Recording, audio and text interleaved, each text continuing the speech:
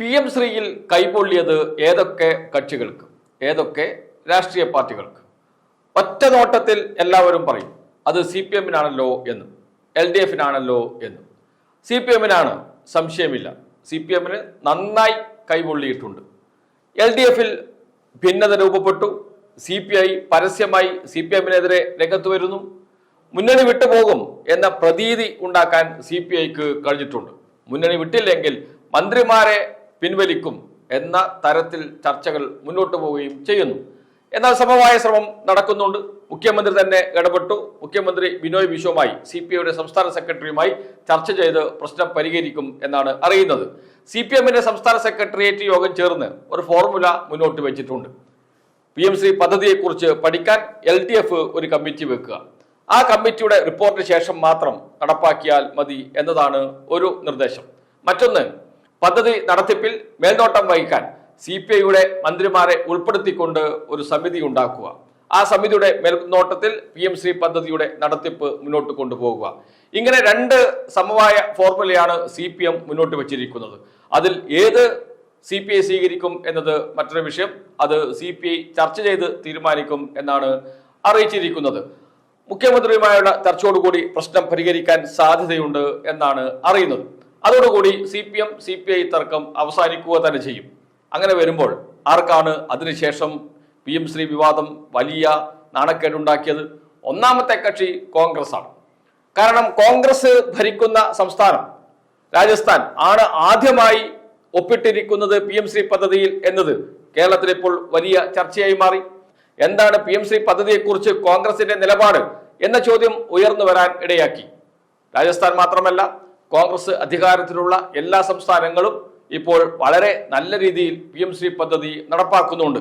അതിന് VD സതീശൻ നൽകുന്ന മറുപടിയുണ്ട്. മോശമായ കാര്യങ്ങൾ ഒഴിവാക്കിയിട്ടാണ് അവർ PM ശ്രീ പദ്ധതി നടപ്പാക്കുന്നത് എന്ന്. ഇത് ചൂണ്ടിക്കാട്ടി CPMന്റെ സൈബർ ഇടങ്ങളിൽ നടക്കുന്ന ചർച്ചയുണ്ട്. രാജസ്ഥാനിലും ഹിമാചൽ പ്രദേശിലും തെലങ്കാനയിലും കർണാടകയിലും പാഠപുസ്തകങ്ങൾ പഠിപ്പിക്കുന്ന രീതിയിൽ കേരളത്തിലെ സിലബസ് മാറ്റിക്കഴിഞ്ഞാൽ പ്രശ്നം തീരുമല്ലോ. അതിന് തയ്യാറുണ്ടോ കോൺഗ്രസ് എന്ന ചോദ്യമാണ് CPM സൈബർ ഇടങ്ങളിൽ ചോദിക്കുന്നത്. അതിന് ഇതുവരെയും മറുപടി വന്നിട്ടുമില്ല. ഏതായാലും ചർച്ച നടക്കുകയാണ്. ഒരു കാര്യം വ്യക്തമായി കഴിഞ്ഞു. കോൺഗ്രസ് ഭരിക്കുന്ന സംസ്ഥാനങ്ങളിൽ PM ശ്രീ പദ്ധതി നടപ്പാക്കുന്നുണ്ട്. ആദ്യം PM ശ്രീ പദ്ധതിയിൽ ഒപ്പിട്ടത് രാജസ്ഥാനിലെ കോൺഗ്രസ് സർക്കാരാണ്. അന്ന് രാജസ്ഥാനിൽ നിന്നുള്ള കോൺഗ്രസ് MP ആയിരുന്നു, രാജ്യസഭ MP ആയിരുന്നു KC വേണുഗോപാൽ. അതേ KC വേണുഗോപാൽ കേരളത്തിൽ വന്ന് PM ശ്രീ പദ്ധതിയിൽ ഒപ്പിട്ട സംസ്ഥാന സർക്കാരിനെ വിമർശിച്ചത് നാം കണ്ടതാണ്. KC വേണുഗോപാലിനെതിരെയും CPM നേതാക്കൾ രംഗത്ത് വരികയും ചെയ്തു. അന്ന് മുങ്ങിയതാണ് KC വേണുഗോപാൽ കേരളത്തിൽ നിന്ന്. പിന്നെ തിരിച്ചു വന്നിട്ടില്ല. ഇപ്പോൾ PM ശ്രീയെ കുറിച്ച് അദ്ദേഹം മിണ്ടുന്നേയില്ല. PM ശ്രീ എന്ന് കേട്ടാൽ ഉറക്കത്തിൽ നിന്ന് ഞെട്ടി ഉണരുകയാണ് KC വേണുഗോപാൽ എന്നാണ് അടുത്ത വൃത്തങ്ങളിൽ നിന്ന്, കോൺഗ്രസ് നേതാക്കളിൽ നിന്ന് അറിയുന്നത്. കാരണം കോൺഗ്രസിനകത്ത് KCക്കെതിരായ വലിയൊരു ഗ്രൂപ്പ് രൂപം കൊണ്ടിട്ടുണ്ട്. അവരാണ് ഇത് ഏറ്റവും കൂടുതൽ പ്രചരിപ്പിക്കുന്നത്. രാജസ്ഥാനിൽ നിന്ന് രാജ്യസഭ MP ആയിരുന്നു. ആ സമയത്താണ് രാജസ്ഥാൻ ഗവൺമെന്റ്, കോൺഗ്രസ് ഗവൺമെന്റ് ഒപ്പിട്ടത്. അശോക് ഗെഹ്ലോട്ടാണ് മുഖ്യമന്ത്രി. അദ്ദേഹം ഇപ്പോൾ കോൺഗ്രസിന്റെ പ്രവർത്തക സമിതി അംഗവും കൂടിയാണ്. അതുകൊണ്ട് തന്നെ കോൺഗ്രസിന്റെ നിലപാട് ഇരട്ടത്താപ്പാണ് എന്ന ചർച്ച സജീവമായി വരികയും അത് കോൺഗ്രസിന് മറുപടി പറയാൻ കഴിയാത്ത അവസ്ഥയിലേക്ക് എത്തിക്കുകയും ചെയ്തിട്ടുണ്ട്. അത് ഒരു വശം. മറ്റൊന്ന് മുസ്ലിം ലീഗാണ്. സംസ്ഥാന സർക്കാർ ഒപ്പിട്ടു എന്ന കേട്ട ഉടനെ തന്നെ ചാടി വാർത്താസമ്മേളനം നടത്തിയ ആളാണ് PK കുഞ്ഞാലിക്കുട്ടി, മുസ്ലിം ലീഗിന്റെ ഉയർന്ന നേതാവ്, മുതിർന്ന നേതാവ്. കുഞ്ഞാലിക്കുട്ടിക്ക് ശേഷം തൊട്ടു പിന്നാലെ പ്രതിഷേധവുമായി രംഗത്ത് വന്ന സംഘടനയാണ് ജമാഅത്തെ ഇസ്ലാമി വെൽഫെയർ പാർട്ടി. രണ്ടുപേരും കോൺഗ്രസോടൊപ്പമാണ് നിൽക്കുന്നത്. രണ്ടുപേരും കോൺഗ്രസോട് ചോദിക്കുന്നില്ല എന്താണ് നിങ്ങളുടെ നിലപാട് PM ശ്രീയെ കുറിച്ച് എന്ന്, എന്തുകൊണ്ടാണ് കോൺഗ്രസ് ഭരിക്കുന്ന സംസ്ഥാനങ്ങളിൽ PM ശ്രീ നടപ്പാക്കിയത് എന്ന്. ഇത് മുസ്ലിം ലീഗിനകത്ത് ചർച്ചയായിട്ടുണ്ട്, ജമാഅത്തെ ഇസ്ലാമിക്കകത്ത് ചർച്ചയായിട്ടുണ്ട്. CPMന്റെ സൈബർ ഇടങ്ങളിൽ അത് വലിയ ചോദ്യമായി മാറുകയും ചെയ്യുന്നുണ്ട്. സോഷ്യൽ മീഡിയയിൽ വലിയ ചർച്ചയായി മാറിയിട്ടുമുണ്ട്. CPM നേതാക്കൾ തന്നെ വിവിധ ചർച്ചകളിൽ ഇക്കാര്യം ചൂണ്ടിക്കാണിക്കുകയും ചെയ്യുന്നുണ്ട്.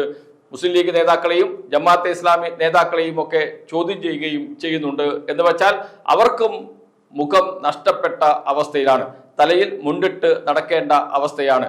കോൺഗ്രസ് ഒപ്പിട്ടത് വലിയ തലവേദനയായിട്ടുണ്ട് ജമാഅത്തെ ഇസ്ലാമിക്കും ജമാഅത്തെ ഇസ്ലാമിയോടൊപ്പം നിൽക്കുന്ന മുസ്ലിം ലീഗിനും. UDFന്റെ ഘടകകക്ഷിയാണ് മുസ്ലിം ലീഗ്. ജമാഅത്തെ ഇസ്ലാമിയും വെൽഫെയർ പാർട്ടിയും UDFനോടൊപ്പമാണ്. അതുകൊണ്ട് തന്നെ ഈ രണ്ട് സംഘടനകളുടെയും മുഖം നഷ്ടപ്പെട്ട അവസ്ഥയുണ്ട്. അതാണ് പറയുന്നത് എല്ലാ രാഷ്ട്രീയ പാർട്ടികൾക്കും കൈ പൊള്ളിയിട്ടുണ്ട് എന്ന്. അതോടൊപ്പം BJP ഒന്നും പറയാൻ കഴിയാത്ത അവസ്ഥയിലാണ്. ശബരിമല പ്രശ്നം ഉയർത്തി വലിയ രാഷ്ട്രീയ പ്രശ്നമാക്കി മാറ്റി അതിൽ നിന്ന് കുറച്ച് വോട്ട് നേടാം എന്നൊക്കെ കരുതിയാണ് BJP സമരത്തിന് ഇറങ്ങിയത്. എന്നാൽ കുറച്ച് കഴിയുമ്പോഴാണ് രാഷ്ട്രീയ ചർച്ച മുഴുവൻ മാറി. PM ശ്രീയായി ചർച്ച. PM ശ്രീ ചർച്ച ചെയ്തപ്പോൾ സർക്കാരിനെ എതിർക്കാൻ കഴിയില്ല, സർക്കാരിനോടൊപ്പം നിൽക്കേണ്ടി വരുന്നു. അത് BJPയെ സംബന്ധിച്ച് വലിയ തിരിച്ചടിയാണ്. കാരണം സർക്കാർ വിരുദ്ധ വോട്ടുകൾ കേന്ദ്രീകരിപ്പിക്കാനാണ് BJPയുടെ ശ്രമം. അതിനാണ് ശബരിമല ഉയർത്തിക്കൊണ്ടുവന്നത്.